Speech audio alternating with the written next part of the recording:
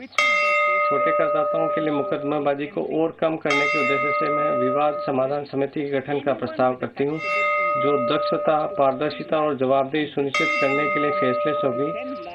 50 लाख रुपए तक की कर देय आय और 10 लाख रुपए तक की विवाद आय वाला कोई भी व्यक्ति समिति की सहायता के लिए पात्र होगा। फेसलेस ITAT कर अनुपालन को सरल बनाने के लिए, विवेकाधिकार को कम करने के लिए हम कराधान प्रक्रिया को फेसलेस और क्षेत्राधिकार विहीन बनाने के लिए प्रतिबद्ध हैं। इस सरकार ने इस वर्ष पहले फेसलेस कर निर्धारण और अपील शुरू कर दिया है। आय पर अपील का अगला स्तर आयकर अपील अधिकरण होगा। अब मैं इस अधिकरण को फेसलेस बनाने का प्रस्ताव करती हूँ। हम राष्ट्रीय फेसलेस आयकर अपीलीय अधिकरण केंद्र की स्थापना करेंगे। अधिकरण और अपीलकर्ता के बीच में होने वाला सारा पत्राचार इलेक्ट्रॉनिक होगा। जहाँ व्यक्तिगत सुनवाई की जरूरत पड़ती है, वहाँ वीडियो कॉन्फ्रेंसिंग के माध्यम से होगी।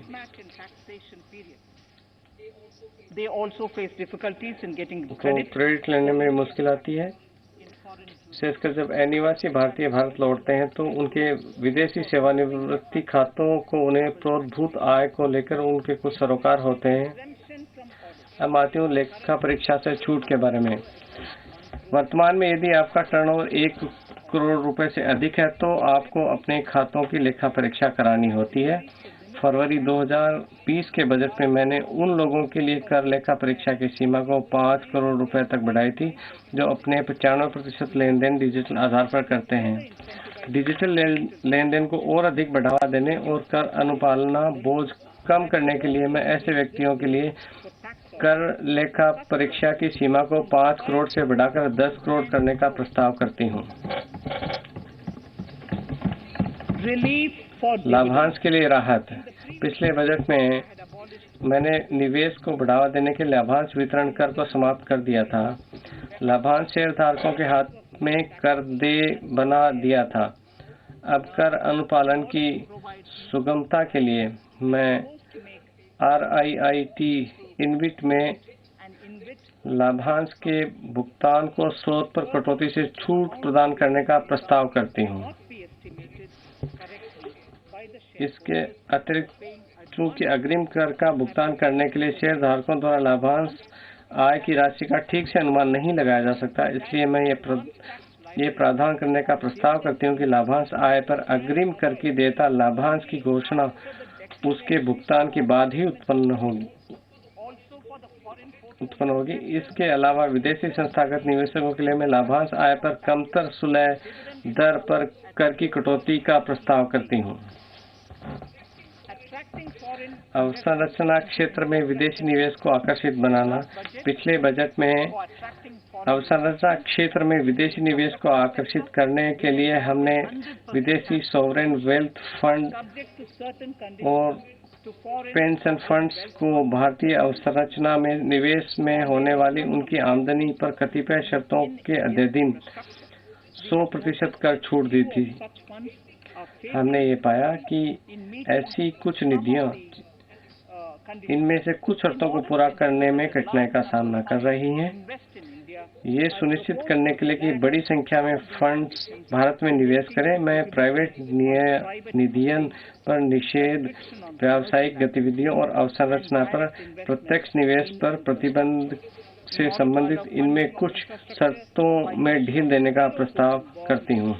I propose to make notified infrastructure debt funds eligible to raise funds by zero issuing coupon bond जारी करके अवसंरचना के वित्त पोषण की अनुमति देने के लिए मैं अधिसूचित अवसंरचना ऋण निधियों को इस बात के लिए पात्र बनाने का प्रस्ताव करती हूँ। किफायती आवास या किराया आवास। ये सरकार सभी के लिए आवास और किफायती आवास को प्राथमिकता के क्षेत्र के रूप में देखती है। पिछले बजट में मैंने किफायती आवास खरीदने के लिए ऋण के लिए 1.5 लाख रुपए की धनराशि तक ब्याज में अतिरिक्त कटौती का प्रावधान किया था। इस कटौती की पात्रता को 1 और वर्ष अर्थात 31 मार्च 2022 तक बढ़ाने का प्रस्ताव करती हूँ। इस तरह 1.5 लाख रुपए की अतिरिक्त कटौती किफायती आवास खरीदने के लिए 31 मार्च 2022 तक के लिए गए ऋणों के लिए उपलब्ध होगी। इसके अलावा किफायती आवास की आपूर्ति बनाए रखने के लिए मैं प्रस्ताव करती हूँ कि किफायती आवास परियोजनाएं और 1 वर्ष अर्थात 31 मार्च 2022 तक कर अवकाश का लाभ उठा सकती हैं। हम उम्मीद करते हैं कि प्रवासी मजदूरों के लिए किफायती किराए के आवास की आपूर्ति को बढ़ावा मिलेगा। इसके लिए मैं अधिसूचित किफायती किराया आवास परियोजनाओं के लिए कर में छूट की अनुमति देने का प्रस्ताव करती हूँ।